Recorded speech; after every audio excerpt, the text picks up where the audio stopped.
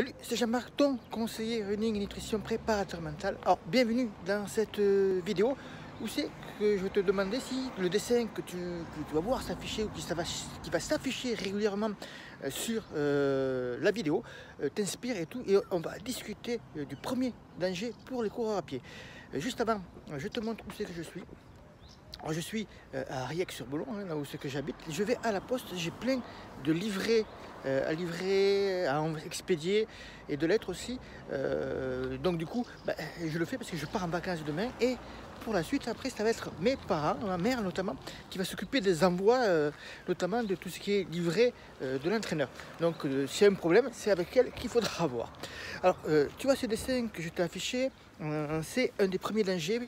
Je me suis aperçu en discutant régulièrement avec les membres ou à travers mes séances de coaching en préparation mentale, qu'il y avait toujours à peu près, grosso modo, les mêmes petites erreurs qui pouvaient revenir.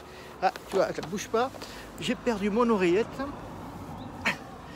Ça, tu vois, quand on accroche mal des trucs et qu'on démarre pour la vidéo. Tu me diras d'ailleurs si le son est bon, parce que c'est la première fois que je fais cette vidéo-là et je voudrais te partager, parce que je prends en vacances à Madère, et je voudrais te partager quelque chose, notamment ça va faire des randonnées vélo. On a prévu beaucoup de circuits vélo, donc du coup, je vais te partager ça et tu vas voir, Madère, c'est une super île.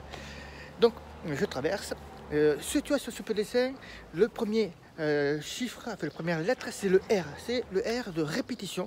Les répétitions, tout simplement, c'est ce que font beaucoup de coureurs à pied qui ne savent pas trop quoi faire lorsqu'ils sont dans une période off ou tout simplement qui n'ont pas envie de chercher à diversifier leurs entraînements. Ils ont tendance à répéter toujours les mêmes séances, les mêmes séances d'entraînement et du coup ils vont faire très souvent ce qu'ils ont l'habitude de faire, c'est-à-dire des séances à l'endurance, ce qu'ils aiment le plus en fait, les séances à l'endurance. Il y en a qui aiment beaucoup les séances de fractionnés, donc et oui, il y en a qui aiment se faire mal au corps, et donc du coup les séances de fractionnés, par exemple, ils vont tout simplement hop, là j'ouvre une barrière. Ils vont tout simplement tendance à les reproduire un peu trop souvent et ils ont tendance à avoir semaine après semaine toujours les mêmes séances d'entraînement qui reviennent, une séance à l'endurance, une séance de fractionné, une séance de seuil. Donc dans un certain sens, ça peut être ça a du bon hein, de refaire ce qu'on a l'habitude d'aimer, mais il faut savoir que ton corps, ton esprit, ton cerveau a besoin de nouveaux challenges et il a besoin de nouveautés aussi également, tout simplement pour progresser en course à pied. Il ne faut pas, si tu nous fais reproduire toujours le même schéma d'entraînement semaine après semaine, mois après mois, hein, parce que j'en connais aussi qui aiment par exemple faire des 10 km, des trails, mais qui vont faire toujours le même plan d'entraînement avec toujours les mêmes séances qui vont revenir semaine 1, semaine 2, semaine 3. Là aussi, il y a une certaine forme d'accoutumance, même si elle est moins régulière que de répéter toujours les 3 séances que je t'ai parlé tout à l'heure. Donc, attention à cette forme de répétition à l'entraînement. Et il y a aussi des coureurs qui ne savent pas trop ce qu'ils vont faire. Alors c'est peut-être ton cas, c'est peut-être toi. Hein, et du coup, ils évoluent un petit peu à reproduire des séances d'entraînement qu'ils ont vues ici ou là. Tout simplement parce que ça leur plaît, ou parce que les copains le font aussi. Donc ils reproduisent les entraînements des autres. Et cette forme de répétition peut avoir des effets négatifs et a des effets négatifs sur le long terme. Ça, c'est le premier R. Et ensuite, on va passer au fameux E. Mais avant, je vais à la poste et je te reprends juste après dans une autre partie de la vidéo. A tout de suite. Donc voilà, ça y est, je suis sorti de la poste. Et d'ailleurs, sur le R de répétition, est-ce que tu as la sensation, tu peux me laisser un commentaire en dessous de la vidéo, si tu as les sensations, toi, justement, que ça t'arrive de temps en temps d'avoir cette répétition dans les séances d'entraînement ou dans ce que tu aimes faire, etc. Donc là, je vais à la poste, je vais au bureau de la librairie pour faire un petit loto et pour prendre le magazine, très certainement, pour lire tranquillement demain dans l'avion pour aller à Madère. Donc, on va passer à la suite, hein, c'est le fameux E. Le E, c'est pour dire ennui.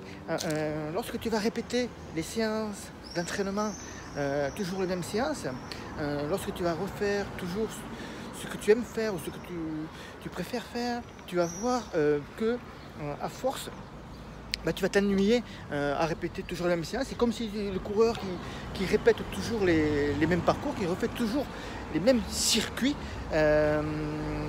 dans un sens ou dans l'autre, hein, mais qui refait toujours les mêmes circuits. Et il y a une certaine forme d'accoutumance qui se transforme en ennui pour les coureurs. Et la nuit, attention, lorsqu'il y a répétition en nuit, tu vois les flèches qui partent en forme sur le côté latéral, ça va sur le fameux M avec la flèche rouge qui va vers le bas. C'est tout simplement la motivation qui chute. Donc il peut y avoir différentes formes de motivation qui chutent pour le coureur, hein. Donc notamment la nuit, la répétition, mais tu peux en avoir d'autres aussi, comme par exemple l'effet que les performances ne soient pas à la hauteur, hein. Peut-être que c'est ton cas, peut-être que tu as la sensation que les performances ne sont pas extraordinaires, que tu pourrais faire mieux, que tu n'arrives pas à voir ce qui fait que tu es un peu dans le flou, que tu n'arrives pas à progresser en course à pied, et du coup tu es un peu bloqué et tu fais beaucoup d'efforts à l'entraînement et la motivation baisse également. Et lorsque la motivation baisse, on verra ça juste après le dernier point, après que j'étais à la librairie, où c'est que ça te amène.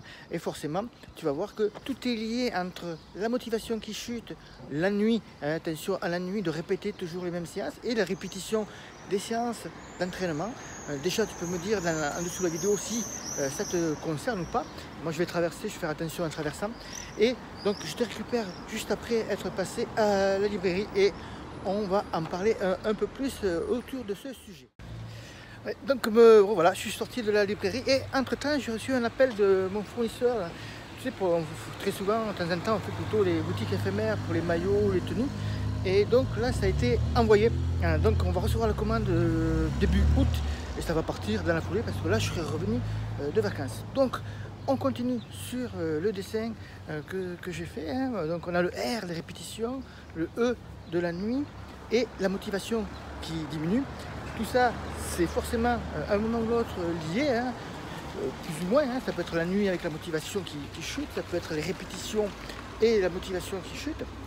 Et après la nuit arrive, mais les trois sont plus ou moins liés ensemble. Et tu vois sur le dessin que ça va et ça tend vers les flèches vont vers le bas et vers un P. Et le P, tout simplement, c'est le P de performance, hein. Si tu as un ou deux des critères qui sont réunis au-dessus, répétition, ennui ou tout simplement motivation, ça va forcément impacter ton P de performance. J'aurais pu mettre même le P, tu vois, de plaisir, parce que super, ça va perdre du plaisir à courir. Si tu as la nuit, si tu as la marre de faire toujours la même séance, ben, plus ça va aller dans le temps, plus tu vas avoir les chaussures plutôt qui vont être lourdes, que tu vas devoir porter lourd. Bon, j'espère que tu m'as bien entendu. Il y a un gros buggy qui est passé. Donc tu vas avoir forcément une perte de plaisir aussi, hein. Je peux mettre 2P, tu vois, finalement.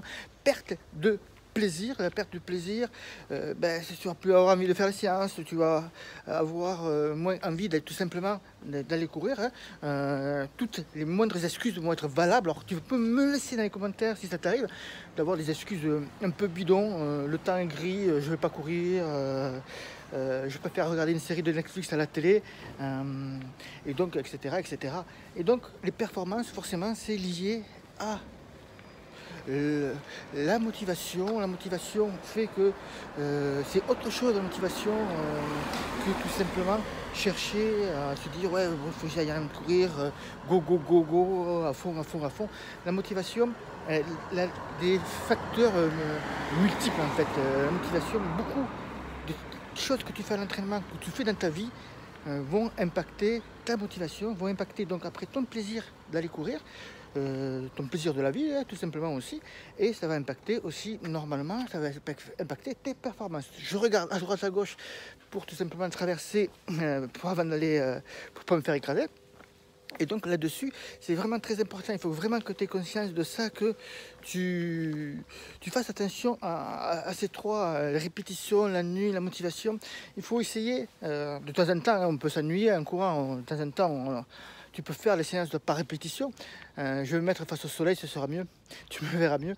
Donc, tu peux faire ça comme ça, mais il faut faire attention justement à tout ça pour que tu gardes toujours du plaisir à courir. Et si tu gardes toujours du plaisir à courir, que tu fais attention aux entraînements que tu fais en suivant nos minuteurs, parce que tu es dans nos programmes d'entraînement, forcément tu vas finir par performer, tu vas finir par progresser en course à pied. Ça prend plus ou moins de temps selon les coureurs, selon le niveau des coureurs, selon leur disponibilité à l'entraînement, selon aussi leur capacité, tout simplement. Plus on va avancer par exemple dans l'âge, plus il va être difficile d'améliorer sa VMA, et puis à un moment ou l'autre elle va chuter, mais à côté par exemple tu vas trouver d'autres façons de t'entraîner qui vont être par exemple améliorer ta foulée, avoir une meilleure cadence de course, faire du renforcement musculaire. Tout ça, ça va tout simplement t'aider à progresser en course à pied. Donc tu vois qu'il faut faire attention sur ce schéma. Ça, c'est l'un des premiers dangers du coureur à pied. Lorsque tu as tout qui s'enclenche comme ça, c'est vraiment très très négatif. On passe très souvent, en général, tous les coureurs passent par cette phase-là, qui est tout simplement l'ennui, la baisse de motivation, l'envie de rester chez soi plutôt que d'aller courir ou de pratiquer d'autres activités sportives, ou de ne pas se faire mal, de faire simplement une petite sortie cool de temps en temps comme ça, et ne pas aller faire la séance de fractionné qui est prévue avec le club, les copains, ou que tu as dans les programmes d'entraînement. Donc tout ça, il faut faire attention pour éviter d'avoir une perte de plaisir et une perte de performance. Allez, voilà, pour moi c'est fait. Je te retrouve dans une prochaine vidéo et tu me dis tout simplement en dessous comment tu trouves ce nouveau format, si tu m'entends surtout bien au son par rapport à la circulation environnante, et si de temps en temps ça t'arrive d'avoir réuni ces trois facteurs de répétition, d'ennui, de baisse de motivation, baisse de plaisir aussi et des baisses de performance. Si tu as trouvé des solutions pour parer à ça, tu me laisses un petit commentaire en dessous de la vidéo et on en discute. Allez, à très bientôt et bon run!